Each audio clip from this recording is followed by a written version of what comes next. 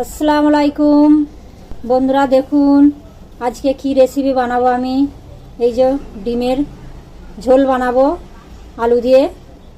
আলুও কেটে রেখেছি, ডিম এই যে সাইডে রেখে দিয়েছি। ডিম এই মশলা মাখিয়ে ভেজে নেবো অল্প করে। দেখুন এই যে কড়া বসিয়ে দিয়েছি, তেল দিয়ে দিয়েছি। এবার পরিমাণ মতন এবার ডিমে মশলা মাখিয়ে নেবো, নুন হলুদ মাখিয়ে নেবো। এই যে নুন মাখিয়ে নিচ্ছি, তারপরে এই হলুদ গুঁড়ো দেবো। নুন হলুদ খালি নুন হলুদ মাখাবো, মাখিয়ে নিয়ে হালকা করে ভেজে নেবো। দেখুন এই যে মাখিয়ে নিচ্ছি। এই কড়াই দিয়ে দেবো, তেল গরম হয়ে গেছে, এক এক করে ভেজে নেবো।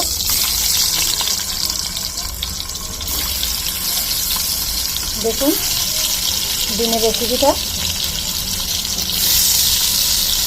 এক এক করে ভেজে নেব।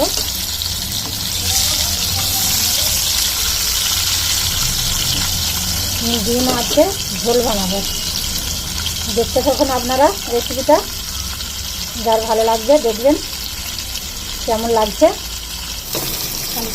দেখুন বন্ধুরা, এই যে আলু দিয়ে একটু ভেজে নিচ্ছি, একটু লাল লাল করে আলুটা ভেজে নেব, তারপরে রান্না করব। আলুটা আগে ভেজে নিচ্ছি, একটু হালকা ভাজা হয়ে গেলে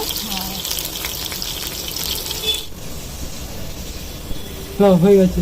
দেখুন বন্ধুরা, আলুগুলো লাল লাল ভাজা হয়ে গেছে। এবার নামিয়ে নেব। এই যে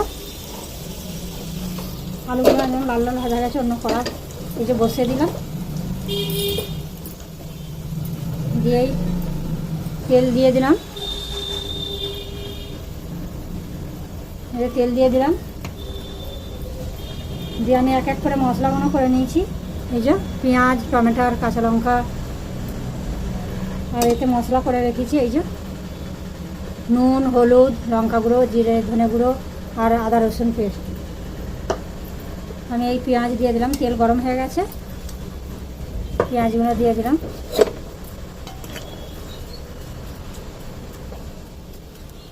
পেঁয়াজটা দিয়ে ভাজা ভাজা করে নেব, আপনারা দেখতে থাকবেন।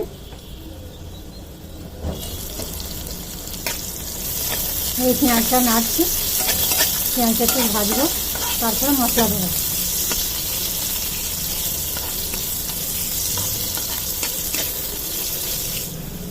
এবার এক এক করে মশলা দিয়ে দেবো।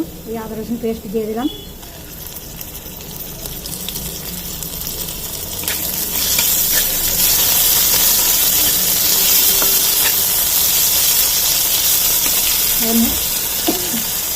সব কিছু মশলা দিয়ে দিলাম।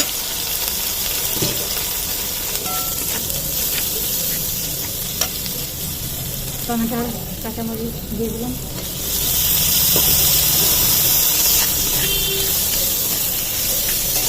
লাগবেন এইরকম রেসিপি, দেখতে থাকবেন। হালকা করে একটু জল দেবো। এই যে জল দিয়ে দিলাম।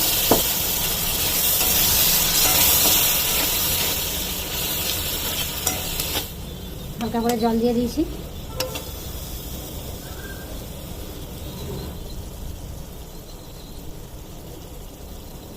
এই যে দুটো তেজপাতা দিয়ে দিলাম। তেজপাতাটা দিলাম কেন, একটু সেন্টটা ভালো লাগবে।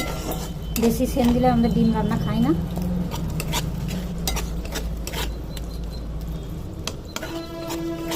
যখন একটু এই অল্প একটু সেন্ট দিই, এই বিরিয়ানি মশলা থাকে, অল্প একটু ছড়িয়ে দিয়ে ওপরে হয়ে যাওয়ার টাইমে ছড়িয়ে দিয়ে নামবে। ঢাকনাটা 5 মিনিট 2 মিনিট মতন রাখবো ঢাকনা দিয়ে, টমেটোগুলো ভালো করে গলে যাবে। ঠিক আছে বন্ধুরা, এই ঢাকনা মুড়ে দিলাম 2 মিনিট। এই 2 মিনিটের জন্য আমি ঢাকনা মুড়ে দিয়েছি।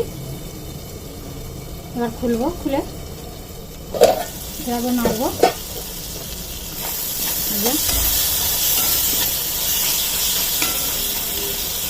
এই ভাজা আলুগুলো এবার দিয়ে দেবো। এই যে আলুগুলো ভেজে রেখে দিয়েছি একবারে লাল লাল করে।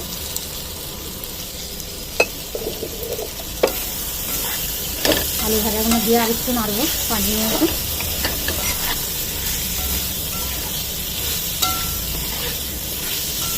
দেখুন বন্ধুরা, কার কার ডিমের ঝোল আলু দিয়ে খেতে ভালো লাগে বলবেন, লাইক করবেন, কমেন্ট করবেন, শেয়ার করবেন।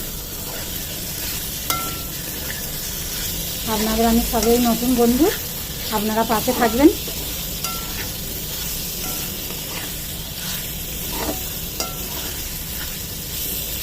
আপনারা পাশে থাকলেই সব কিছুই হবে।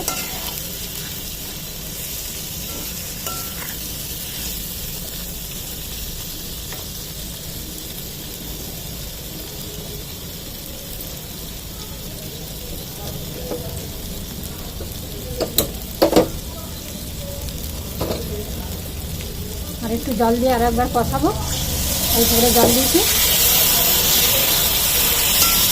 আর একটু কষে নেবো 2 মিনিট মতন।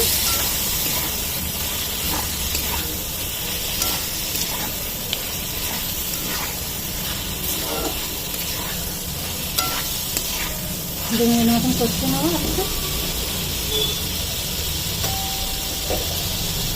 ঢাকনা চাপা দিয়ে দেবো 2 মিনিট।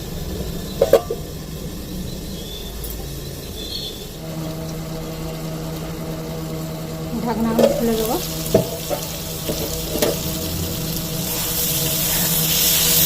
আরও 2 মিনিট কষাবো। দেখুন একবারে মাখো মাখো করা হয়ে গেছে, আলু মশলা সব কিছু একবারে মাখো মাখো টাইপ হয়ে গেছে।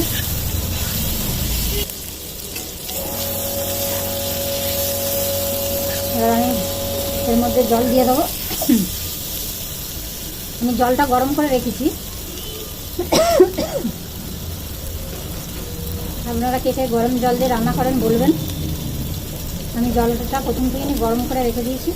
এই যে পরিমাণ মতন জল দিয়ে দেবো।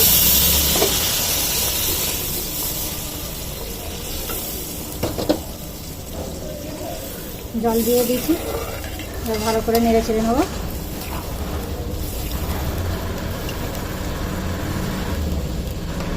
আপনারা যে যেমন ঝোল খান সেরকম পরিমাণে ঝোল পানি দেবেন।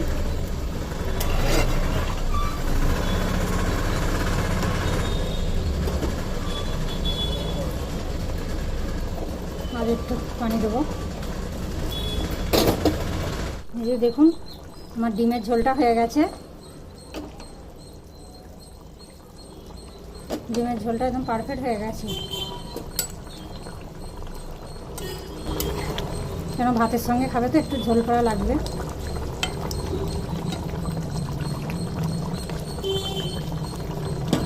আজকে বন্ধুরা একটাই জিনিস নেই তরকারিতে, যেগুলো তরকারিতে একটু ধনে পাতা কুচি ছড়িয়ে দিয়ে মানে একটু টেস্টটা ভালো রকম হয়, কিন্তু আজকে আমার ধনে পাতা নেই, দেওয়া হয়নি।